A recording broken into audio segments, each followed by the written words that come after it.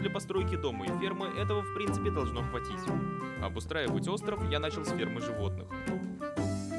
Стоп, что-то тут явно не так, самую малость. Вот, теперь другое дело. Также в этот загон нужно было привести животных.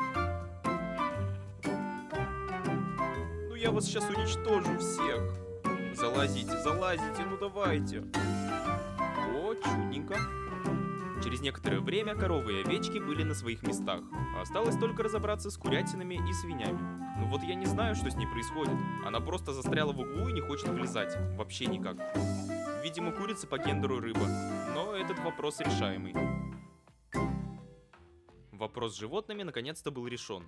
Все курятились, коровились, и тут началась буря. Да, погодка теперь такая себе. И какие же волны стали большие. А что если на них покататься, поплавать? Не знаю, хорошая это идея или нет, но почему бы и не попробовать. Ой-ой-ой, как разбушевался океан. И кажется, что чем дальше я отплываю от берега, тем больше становится волны. Так, спокойно. Спокойно, тонуть я не хочу.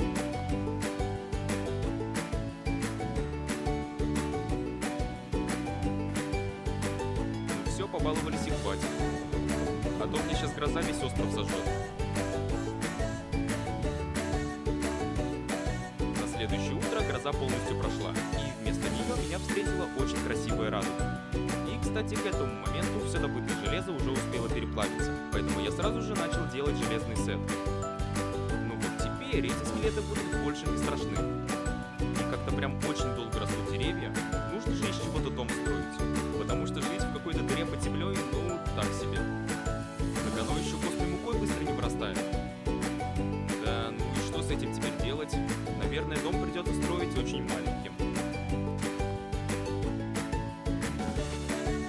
Сделаю дом двухъярусным, и первый этаж будет из камня, чтобы сэкономить немного ресурсов. А моя небольшая ферма пшеницы переместится сюда. Мне кажется, это самый маленький дом, который я когда-либо вообще строил. Ну вот как раз и проверю, влезет ли в него все, что нужно. В конечном итоге получилось что-то такое. Довольно красиво, но маленько. А внутри я поместил кровать, сундуки, печки. В общем, все, что нужно для начального выживания. А самое главное, что отсюда открывается очень красивый вид на океан.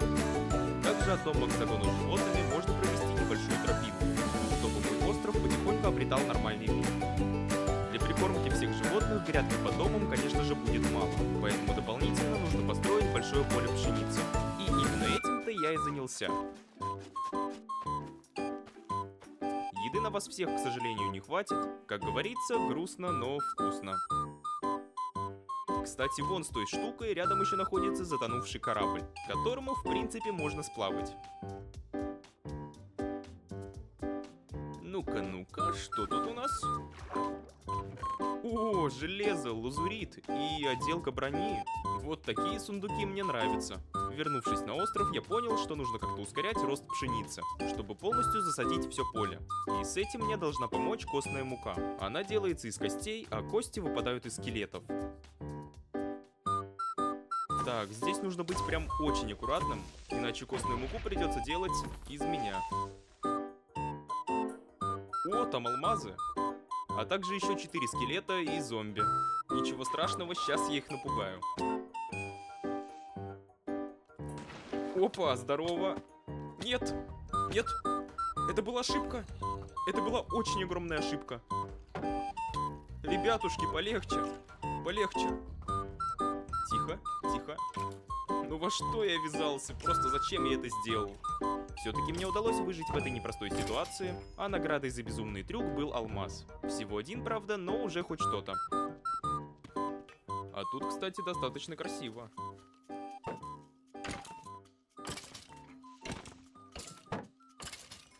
Йо, тут малыши плавают.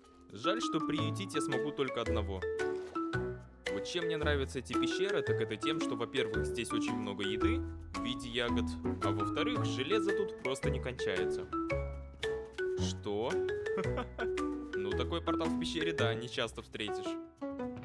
будущем мне же нужно будет делать стол зачарования, портал в ад, поэтому обсидиан сейчас это супер полезная вещь.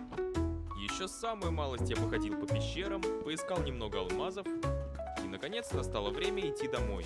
Но перед этим я решил забрать с собой немного мха, чтобы сделать дом для креветочки. Мой канал смотрит 85% людей без подписки. Подпишись и стань легендой. Найденные в пещере ягоды можно было повесить на стену моего дома. Просто пускай растут, может быть в будущем пригодятся. Но вот теперь-то уж с сеном проблем точно не будет. Все коровы останутся сытыми, а я сытый буду потом. Также нужно было сделать пруд для аксолотля и украсить его с помощью декоративных блоков. Все, теперь этот типочек живет у меня, и кажется, ему здесь очень весело. Также я совсем забыл, что на острове, оказывается, есть тростник, и надо уже начать его поскорее выращивать, потому что книжные полки сами себя не сделают.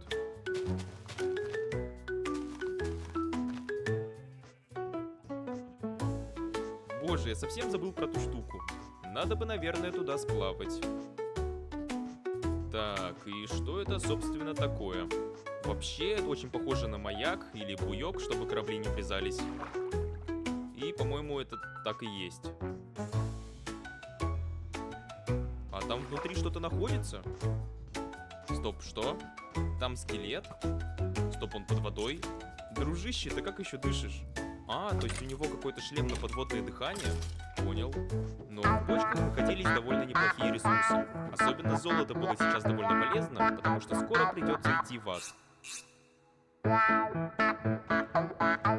Из найденных алмазов я решил сделать алмазную кирку. Как раз таки с помощью нее нужно будет добыть обсидиан и сделать стол зачарования с порталом. Но пока что можно украсить остров вот такими фонариками, чтобы ночью было лучше освещение.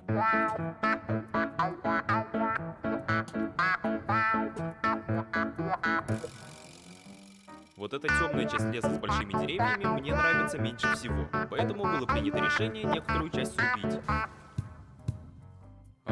Здравствуйте, а что вы здесь делаете? Тут же по сути нет деревни, как они здесь появились. Надо их как-то грамотно разобрать.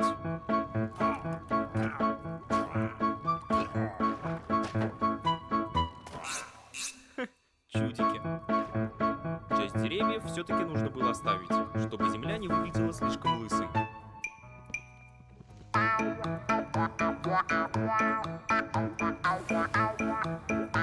Думаю, на освободившейся территории можно сделать какой-нибудь дом, в котором будет находиться стол зачарования.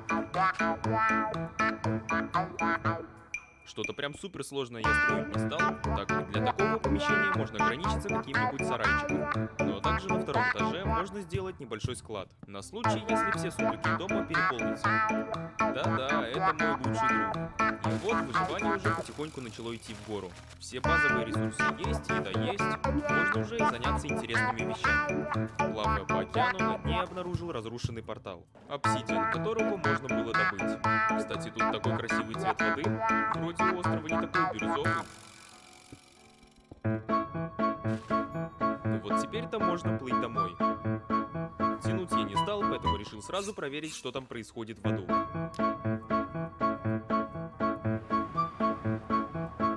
Так, ну хотя бы спасибо на том, что биом уже не самый плохой. И здесь такая ровная местность, плюс бастион рядом. В общем, есть что поисследовать. Но для безопасности, чтобы ходить по аду, во-первых, нужно сделать много еды, чем я, собственно, и занялся. А во-вторых, для большей защиты нужна алмазная броня. С едой проблем вообще не возникло, так как поле уже было полностью усажено пшеницей, и осталось только все переделать в хлеб. Теперь настало время накопать алмазов на алмазный сет, чтобы в аду было хоть немного полегче.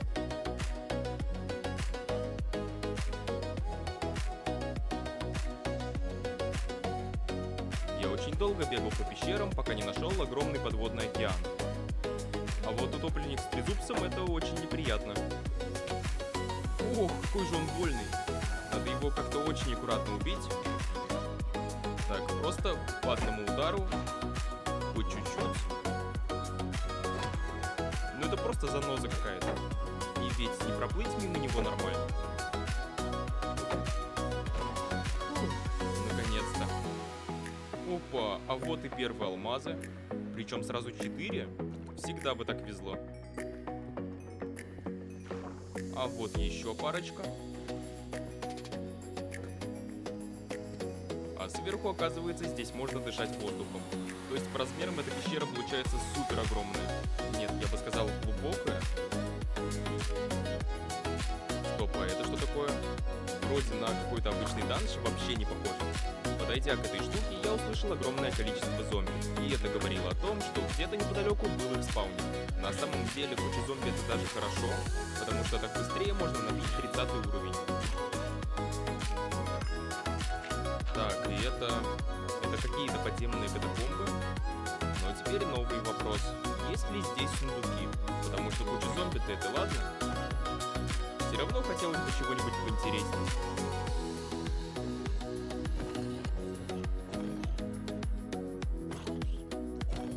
В итоге сундуки там были, и в некоторых даже попадался интересный лут в виде зачарованных книжек.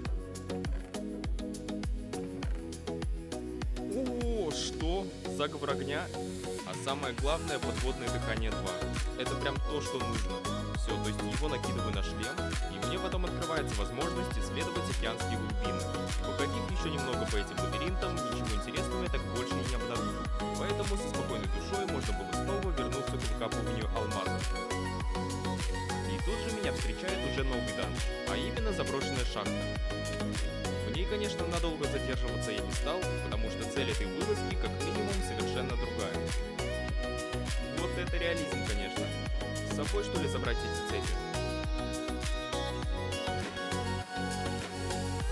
Пройдя чуть подальше, я обнаружил огромное лавовое озеро. И вместе с ним парочку алмазов. Ну как парочку? Казалось, что их было просто миллион. Видимо, две большие жилы алмазов соединились в одну. И в сумме за один раз мне удалось накопать целых 10 штук. А вон еще есть. Ну все, считай, алмазный сет уже в кармане. После того, как нужное количество алмазов было накопано, можно было возвращаться на поверхность.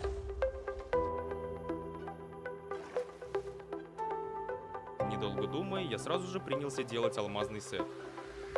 И вот теперь эту броню осталось только зачаровать.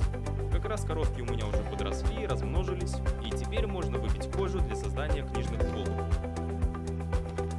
Коров я, видимо, кормил плохо, потому что со всего этого табора у меня получилось всего 9 кожи, и никакие книжные полки, конечно же, из этого не сделать. Но ничего, пускай растут заново. Но как минимум с этого момента мне стало доступно создание стола зачарования. Стоять он будет здесь, но вокруг, разумеется, в будущем книжные полки. Неужели наконец-то нормальная еда, а не эти ваши хлебы? Также нужно было сделать лук, потому что без